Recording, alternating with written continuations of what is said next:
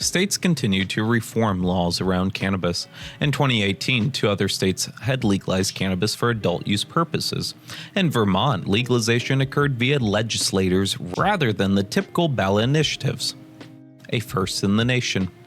Michigan became the 10th state in the nation and the first in the Midwest to legalize cannabis for adults. Hours before official commencement of adult use legalization in Illinois, Governor J.B. Pritzker issued pardons to more than 11,000 individuals convicted of low-level cannabis offenses. In April 2020, the ACLU issued a report entitled A Tale of Two Countries, Racially Targeted Arrests in the Era of Marijuana Reform, which examined nationwide arrests for cannabis offenses from 2010 to 2018. Arrests for cannabis were down overall, though not by much. Much of the decline had been driven by states that had either legalized or decriminalized cannabis. Racial disparities were prevalent, with black individuals 3.64 times more likely to be arrested for cannabis possession than whites, even though both groups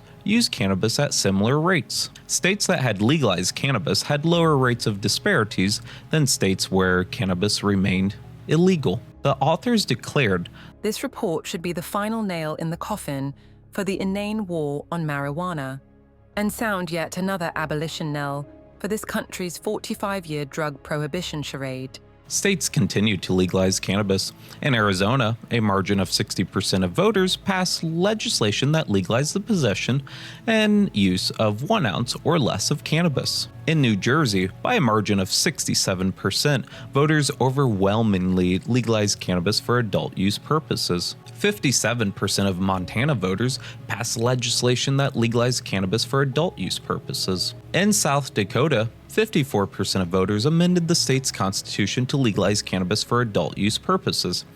However, in February of 2021, Christina Klinger, circuit court judge, ruled against the measure, a ruling which was later reaffirmed by the state Supreme Court during November 2021, thereby rejecting the will of the people.